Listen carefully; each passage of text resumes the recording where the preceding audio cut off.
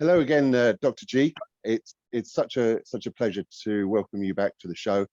I know from our last episodes we've had such a great response from listeners and viewers all over the world, and I just wanted to say thank you for taking the time to join us again to discuss. It's my pleasure, Alex. Oh, well, thank you. It's great. It's so interesting. From one of the feedback that we've had from lots of viewers over the past couple of weeks is around a phrase that lots of people have heard through film and through the movies, but no one actually seems to know or understand what is meant by the term intervention. So from my perspective, the only real knowledge that I have of intervention is seeing it on the Sopranos when it went spectacularly wrong, I think, with Christopher. Yes, there's a lot of Hollywood films with interventions in them. So if you could share with us, really what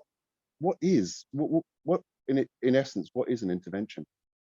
Sure. So the concept of intervention is this idea that a professional, family members, loved ones will gather around and intervene in a situation where someone is doing, let's say, out of control with drugs or alcohol. So a lot of times it's because you can't get the person to enter treatment, or you feel that the person is very self-destructive and they won't respond to any kind of help.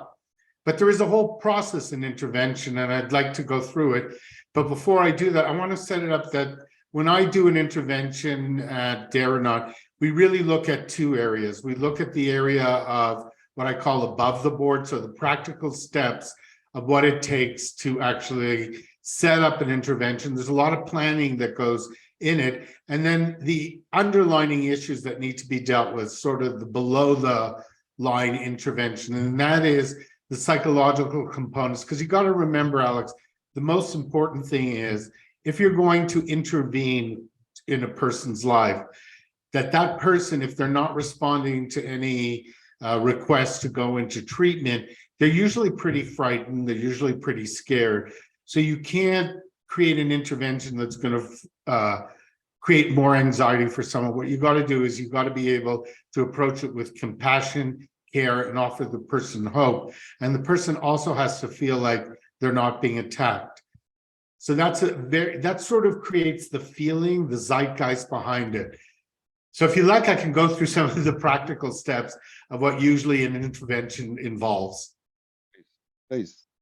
Sure. So the first thing that usually happens is, I'm sitting at home doing nothing, and suddenly there's a call. And it's some concerned family or a loved one that is very concerned about someone, and they can't get them to respond to treatment. So in that call, what I'll usually do is gather some information, do an intake, try to understand what the situation is. And then what I'll do is I'll interview different people in the family, people that will be involved in the intervention. So it's a group effort. That's so important to remember. There's got to be a group involved, not just the professional coming in. I'm more of a mediator. So as I gather the information from the family, do a psychological intake, try to understand the background of the person, the background and the connection and relationships with people that are involved in the intervention. Then I'll also make sure that we all meet, whether it's through Zoom or online. But I like to do interventions in person as much as possible. It's not always possible, doesn't mean it can't be effective, but it's really great if it's in person. And then what we'll do is we'll strategize how we're going to approach that person. Unfortunately, a lot of times the person will feel ganged up on. One of the most recent interventions I did, we actually came to this person's house. She was lying in her bed and she was drinking. And one of her assistants came in and said that there are people here that want to talk to you. But we had all met before as a group, so we knew the strategy they were going to take. So each person had their role. One person was set up because they were in recovery and they wanted to share their story with the person. Another was a loved one, a sister who was very concerned about her well-being. So everybody had their role, and the person was very resistant, shocked at first, and it was my job to try to help the person relax, feel comfortable, reduce any kind of shame, and make them understand that we were all here because we were feeling compassionate and wanted, the end result was get her to go to treatment. And we were there for several hours. There was a lot of resistance that went on. And that is so important to remember too, that when someone, they're going to have a lot of fear, and they're going to come up with a lot of excuses and rationalizations why they can't go into treatment. And you slowly chip away at it and, to minimize some of their fear, and keep stressing that everybody's here because they care a lot about you. You also want to minimize if there's any danger in the house, like hidden bottles of liquor the person might want to use, or drugs or stuff. So before we went into her room, we just went through the house to make sure everything was okay. We also had made some arrangements with a rehab center. The person ended up doing our program at Darrenau, but really needed to be in a detox first, and felt that the detox needed to be in a hospital-like situation. And so that's what an intervention is the idea of intervening, getting help for the person when the person is resistant. This person was very resistant to any kind of help, and trying to get them to the next step, which was some sort of treatment. And so that's so thorough, Dr. G. Really, Thank you. Really food for thought. So, would you let's try to describe it in the right way, because many people, when it's their own decision to enter treatment. So many people sit there and say, okay, enough is enough.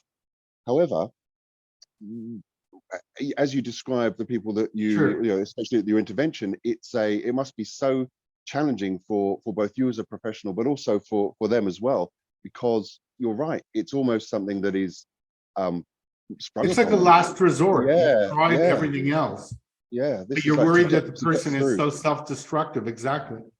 Wow. Or their life is out of control. So it really is a last resort. I mean, if you can get a person to enter into treatment without an intervention, that's great. But also, go ahead.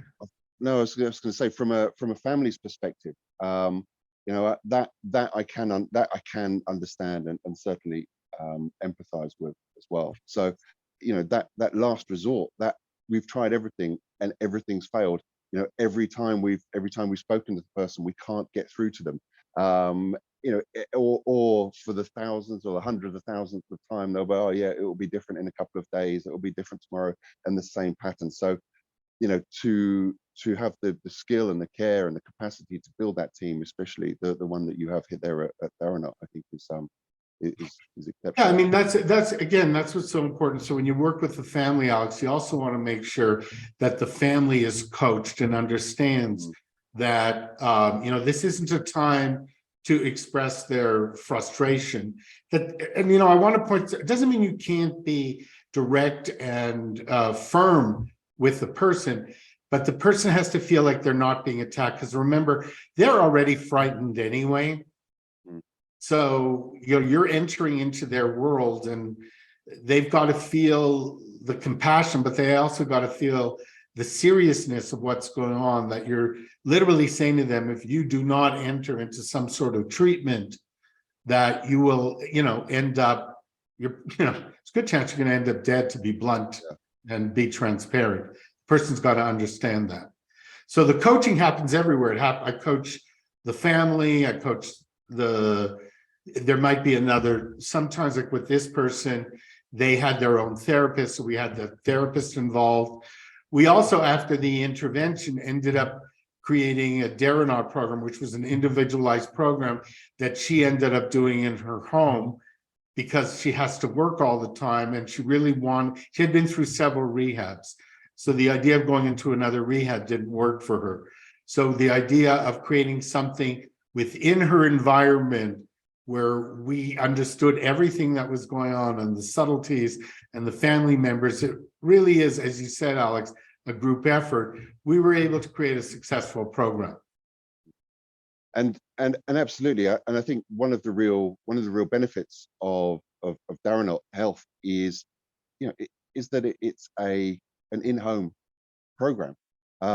So I guess that might alleviate some of the fear. Obviously, so as you described, at certain times, someone may require a hospitalization, partial hospitalization in terms of detox.